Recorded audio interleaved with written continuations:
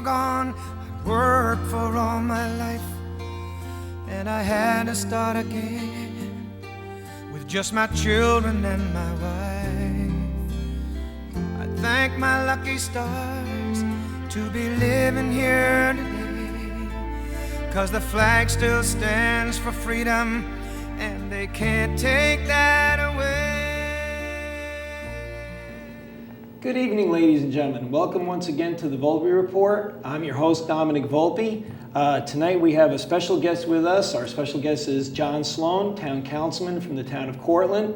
Known John for quite a few years now, and we welcome aboard.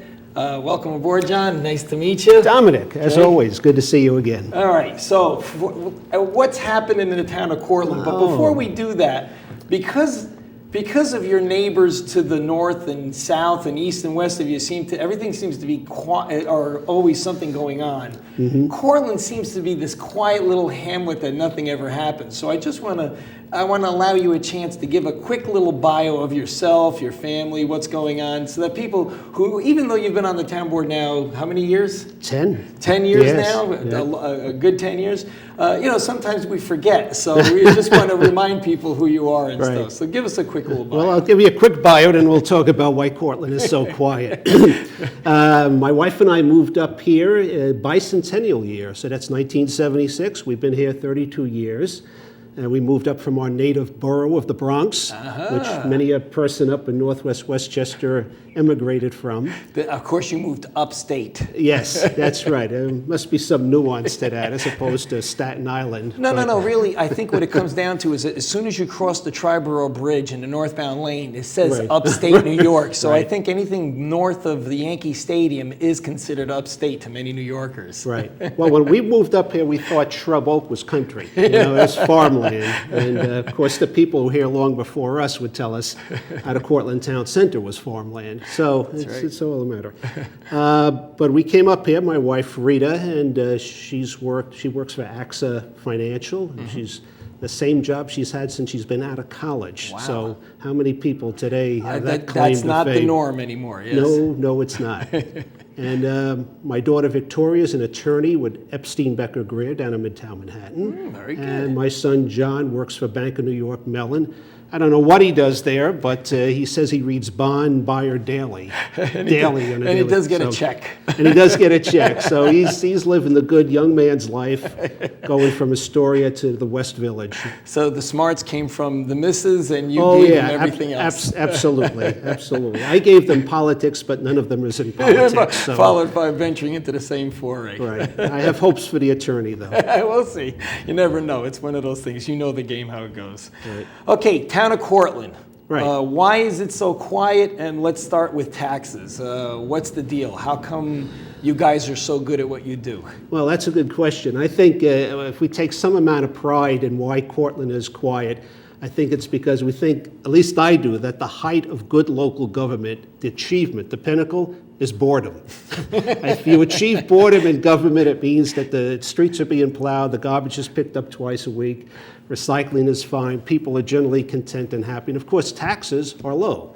And I think one of the major accomplishments and a mainstay of Linda Puglisi, who's been supervisor at Lodi's 15 years, is to keep taxes very, very low. This year, and we can talk about it more in terms of finance, but this year we actually raised taxes 1.7%.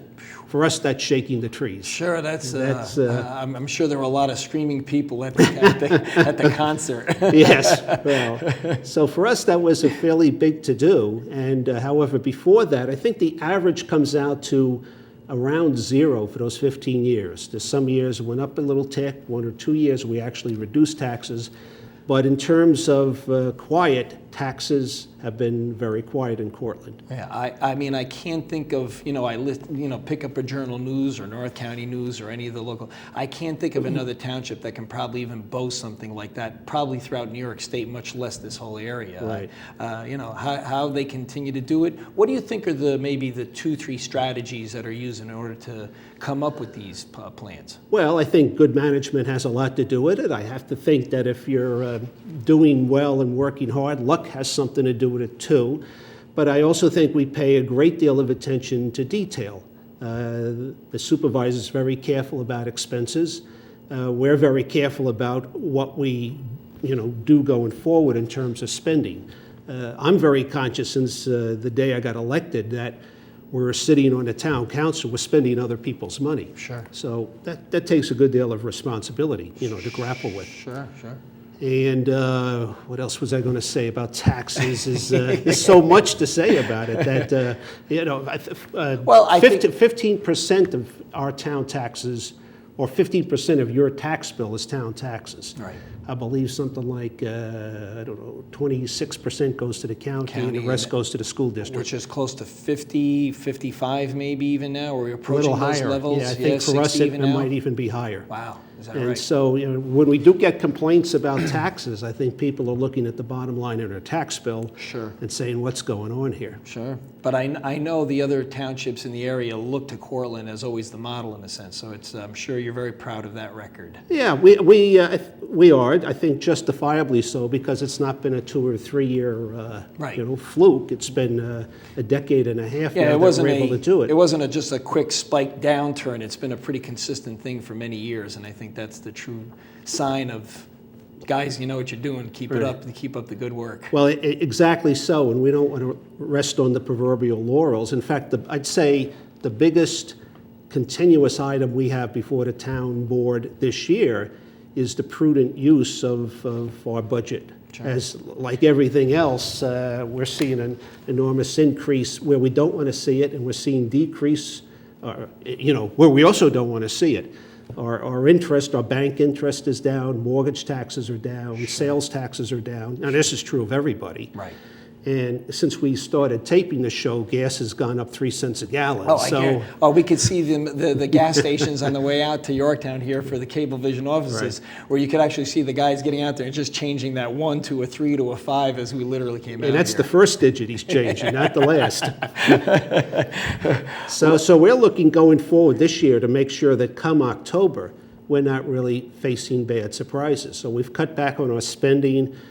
We've reduced by 50% the amount of roadway we're going to pave this year, which is not terrible because we put an enormous amount of resource into paving Cortland over the last 10 years. So you're not in such a dire need, so you can get away with it maybe especially when the economy is in such a downtick right now, that it's maybe not a bad idea to tighten the belt, and that way we can save it for another day or whatever the case may be. Exactly so. You know? Yeah, that's just where we're at.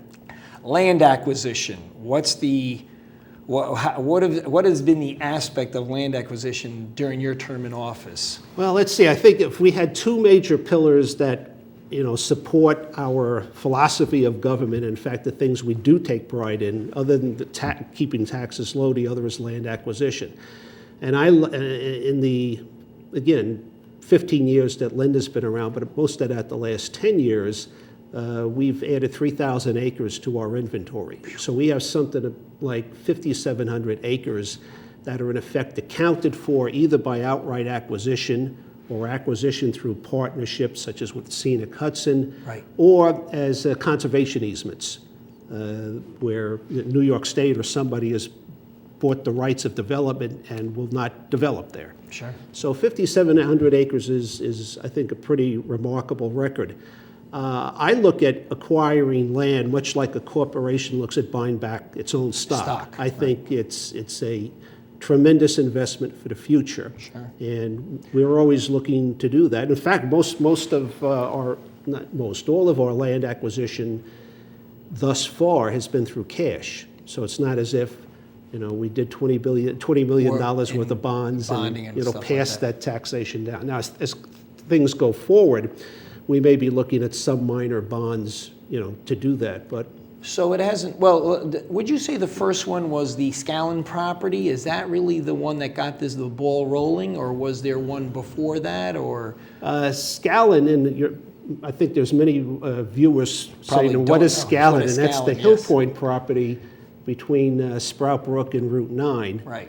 And I think that was a catalyst for many things. The Scallon property called for, I forget, 1,100 units, 1,200 units of housing, Right. pretty well densely clustered. In effect, it would have changed the complexion of what the town would look